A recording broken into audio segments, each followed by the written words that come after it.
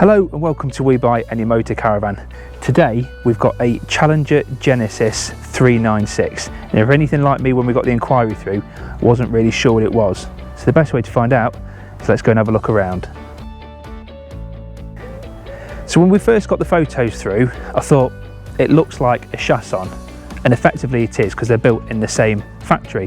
Now this was imported. Might be able to just see through the window. This is in fact a left-hand drive. It's on a Ford Transit 2 litre, it's 3.5 tonnes, so it can be driven on a standard car licence. And in effect, this is a Chausson Welcome 716. It's the same layout, it's just a different name that comes out the factory. Happens from time to time, it's similar with cars. So you've got the habitation door is on the right-hand side, but obviously the driver's side is the left-hand side. It's nice, it's modern, it's sleek, everything you'd expect from Chausson really. You've got your toilet compartment there, nothing too glamorous. It's a really quirky layout. We'll see more of that on the inside. This is for the rear lounge, the window, and you've got this massive garage door at the back. It's really weird because when you're in the motorhome and you're sat at the back, you think you're at the end of it, but you've not. You've got all this space. So you've got a huge access from the side, and you've also got another access point from the actual rear of the motorhome. So depending on what you're putting in there, for me it'd probably be the golf clubs. Loads of room in there. Away you go. So at the rear of the motorhome, you've obviously got the other access point for the garage. There is a reversing camera and there's a bar for the bike rack, higher than a typical one because of the garage door. All the fittings for it are in this, so you just need to put it on and away you go. So on the driver's side, which would normally be the passenger side, so let's just call it the left-hand side, there's not an awful lot to talk about as we go along. You've got your mains hookup, and then in this locker here, you've got your water tank, and then in here you've got your fuse board. So it's in the outside. Let's go and take a look inside. And as I said, it is basically a Chausson, and if you've seen them before, it screams Chausson. It's modern, it's sleek, looks really, really nice. At the back, you've got this little 2-berth lounge area, which is great, plenty of room. You've got a pull-up table here, have a game of cards, stick the tablet on it, whatever you need. And you've also got storage in here. Now if I open this up,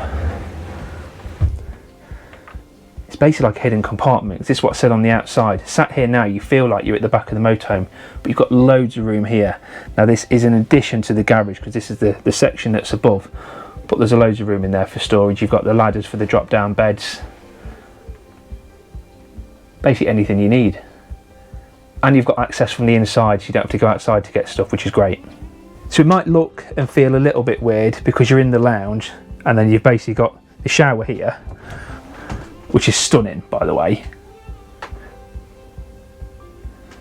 Really nice and a decent size. But you can compartmentalise, I'm not even sure that's a word, but we'll go with it. You've got shutter that comes across here, you've got one that comes across here, and then you go into the toilet area, which again might look a little bit quirky because of where it is, but actually with the layout they've got on the floor space, I really like the design. You've got your shutter door which comes round, give you a little bit of privacy.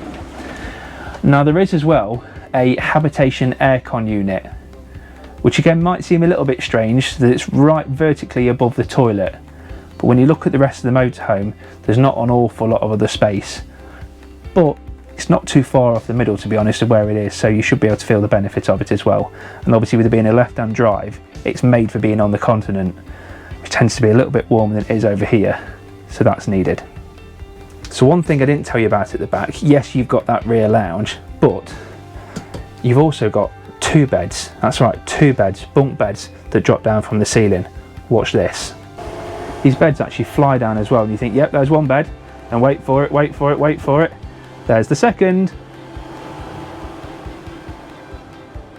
So in the kitchen, there's not an awful lot to talk about really. There's no oven or grill. You've got storage cupboard there, another one there, sink with hot and cold mixer tap, 3-ring hob, so you can do yourself a bacon sarnie at least, and a couple more storage cupboards above. I'll be honest, it's not completely level, so my OCD is going a little bit haywire at the minute, but I'll try and see past it. So as we move into the main lounge area, it's really spacious, and by the time you turn the captain seats around in the front, you could easily sit 5 or 6 people around here.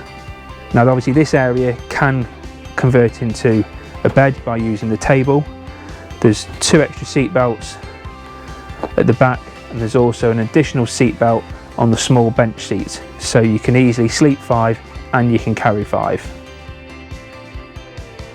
So at the front lounge, you've got another decent sized drop down double bed, and again comes down a lot quicker than some of the other ones we see. I always think the electric ones are a little bit easier to work than the manual ones, obviously until something goes wrong, which fingers crossed it won't. So now we're in the cab, so I'm sat on the right hand side, the passenger seat in this case, but apart from that it's a traditional Ford Transit. So say it's the 2-litre engine, 6-speed manual gearbox.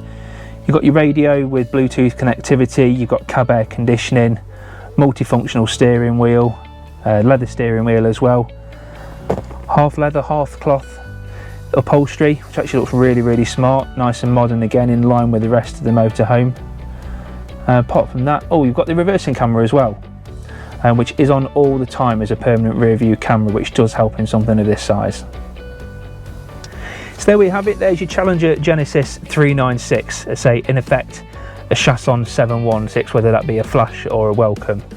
I really like it, it's quirky.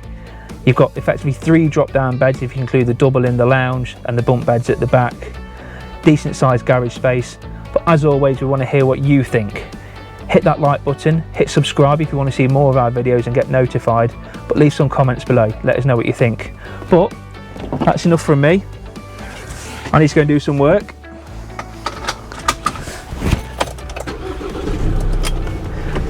So I shall see you later on.